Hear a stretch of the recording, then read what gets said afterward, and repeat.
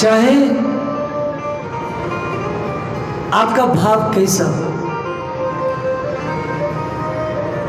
आप ईश्वर से द्वेष करते हैं और इतना गहरा द्वेष हो कि आपके मन मस्तिष्क से ठाकुर निकले ना, यह भी भक्ति है। आपका भगवान से बड़ा स्नेह है, उनको आप भाई कहते हैं या उनको मित्र कहते हैं, स्नेह का प्रेम है, तो इससे भी चिंतन बना रहता है। कंस को, शिशुपाल, हिरण्याकश्यप, रावण इत्यादि को शत्रुता के कारण ठाकुर मिला।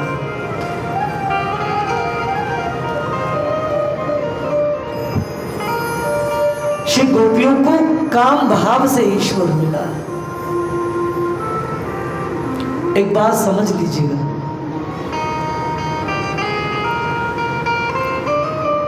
किसी भी प्रकार से येन केन प्रकेन ईश्वर से कनेक्ट हो जाए बस आदमी, सिर्फ कनेक्ट,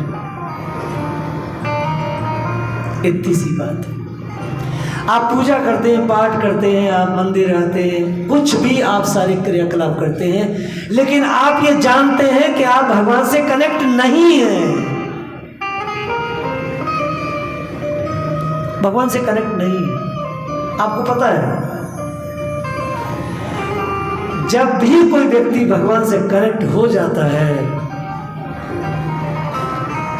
वो संसार के काम का नहीं रहता, तो प्रभु का होता है। लेकिन हे सेठ साहूकारों, डरो मत, डरो मत। इस दुनिया के जितने भी बड़े बड़े धन्ना सेठ हुए हैं, बहुत बड़े बड़े पैसे वाले, उस सब भगवान से कनेक्ट हुए हैं। अभी लेटेस्ट में 2 बणिक हैं, एक सेठ जयदयाल गोयनका और हनुमान प्रसाद पोद्दार, जिनकी मीले जिन्हें क्या क्या था, ऐसे कनेक्ट हुए भगवान से 2 सेठ। अभी हमने तो दर्शन किया कि विश्व में सबसे बड़ा अगर कोई पब्लिकेशन प्रेस है तो गीता प्रेस है, इससे बड़ी प्रेस नहीं, पता है ना इस बात की, वो दोनों बनियों की है। ऐसे कनेक्ट हुए कि बड़े बड़े साधु महात्मा ब्रह्म ऋषि भाई जी से कहते थे, आपके जैसी पहुंच हमारी नहीं। भाई जी कहते थे, मैं तो बनिया हूँ भाई, तो मुझे प्रणाम मत किया करो। सेठ जमुना दास वैश्य है, घर से निकला, सेठ घर से निकला, कनेक्ट, आपको कनेक्टिविटी की बात बता रहे हैं, ईश्वर से कनेक्ट हुआ है, उसकी पहचान क्या है। घर से निकले तो चौराहे पर कमल के पुष्प बेचने वाला माली था, एक ही पुष्प रह गया था। इच्छा हुई जमुना दास जी को कि ये पुष्प मैं शिवनाथ जी को चढ़ाऊंगा। उसी समय कोई यवन आ गया, यवन समझते हो, मलेच्छ, औरंगजेब का समय था। पुष्प कितने का, वो तो 1 कौड़ी का ही था। तो सेठ जी को देख के बोला कि बहुत दिनों में आए हो भाई साहब, 1 असरफी दे दो, चांदी का सिक्का चलता है, सोने चांदी के चलते थे। सेठ जी ने 1 असरफी निकाली थी कि यवन ने आके कहा 2 असरफी मुझे दे। उस समय उस पुष्प की बोली 25 रुपए लगी। जब 25 तक आए सेठ जी, तो यमन ने कहा सेठ जी को दे दे। उस समय उनकी जमा पूंजी 25 ही रुपए थी। पुष्प लेके जगन्नाथ जी को चढ़ा दिया।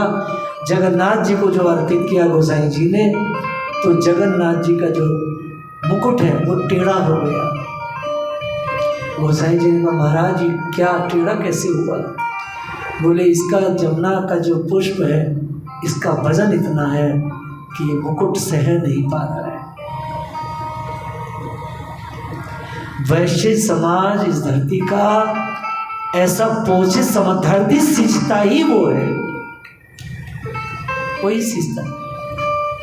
लो जी पक्का बनिया भैया, कोई ताली ना बजा रहा, उसने बजाई ताली। बोले महाराज जी सच्ची बात कही, और जानता ना बनिया का अर्थ कहाँ है। पर किसका है ये? रवि भैया का पोता। ठीक है बेटा, दादा के पच्चीनों में चले वो, तू ताली बजा रहे हो, इसकी ताली को बंद कर ले।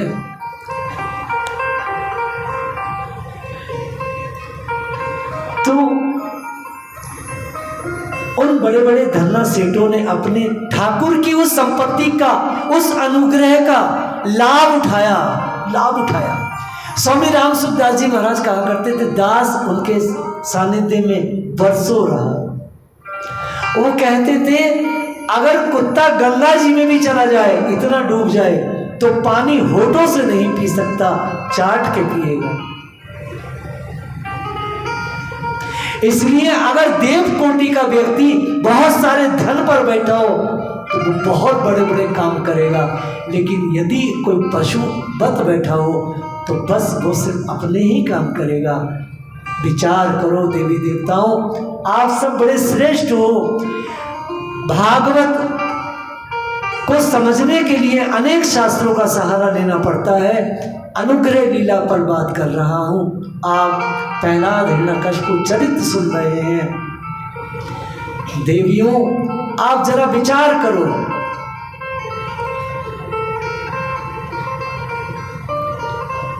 कि कोई व्यक्ति बहुत ऊंचाई पे हो और इधर उधर ईश्वर की सृष्टि के लिए कुछ ना करे तो पशुव्रत है। पशु धर्म, पक्षी धर्म, मानव धर्म, स्त्री धर्म, अनेक धर्मों का वर्णन हुआ है। तो परम पूज्य प्रातःस्मरणीय डोंगरे जी महाराज ने पक्षी धर्म के बारे में एक आर्टिकल दिया है, मैं आप उसे सुनिएगा। पशु और पक्षी धर्म, तब समझ जाओ, आप सबके लिए है। एक पशु को आप, दो पशु माने सपोज गधा या भैंस, घोड़ा, छोटे छोटे दो पकड़ो बच्चे, एक कक्ष में बंद कर दो, उन्हें पूरे 2 दिन बंद रखो, एक ड्रॉप पानी मत दो, एक बूंद पानी मत दो, दोनों को एक साथ खोलो, एक बाल्टी पानी रख दो, उसमें एक ही पशु का मुंह जाए। पशु वहां से हाँकते हुए लाओगे, जिसका पहले उस बाल्टी में मुंह आ जाएगा वो सारा पानी पी लेगा, अपने बराबर वाले साथी को पानी नहीं देगा। ये पशु धर्म है, वो सिर्फ अपने लिए जीता है। ओके, अब पक्षी को देखो, चिड़िया और चिरोटा बच्चे पैदा करता है हम सबके जैसा ही, और दाना चुग के लाता है, मुंह में पेस्ट बनाता है, ची ची करते हुए नवजात बच्चों को वो चिड़िया चिरोटे माता पिता अपने बच्चों को वो भोजन देते हैं, फिर पानी पीते हैं, पानी लाते हैं मुंह में और चोंच में उससे पानी पिलाते हैं। ये पक्षी धर्म है।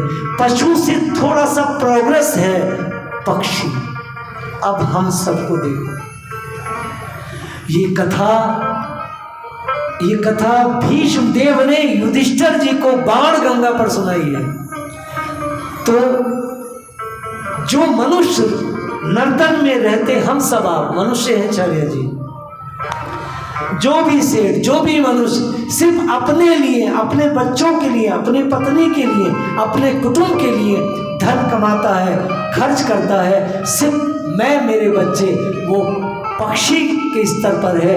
और जो सिर्फ अपने लिए जीता है वो पशु के स्तर पर है। और मानव योनि जो बनाई है वो सबकी सेवा के लिए बनाई है। आपको देखो देवियों, मेरे भाइयों, यही उम्र है अमित पैसा कमाने की, अभी जवान हो, और यही उम्र है बच्चों का पोषण करने की, और यही उम्र है धर्म संपादन करने की। बूढ़ा व्यक्ति धर्म संपादन नहीं कर सकता सर, यही समय, यही समय, यही पीरियड है, क्योंकि धर्म भी अर्थ के बिना नहीं हो सकता, अर्थ मस्ट है। तो आप खुद देखिएगा, आप जितने भी लोग मुझे सुन रहे हैं, आप विचार करें।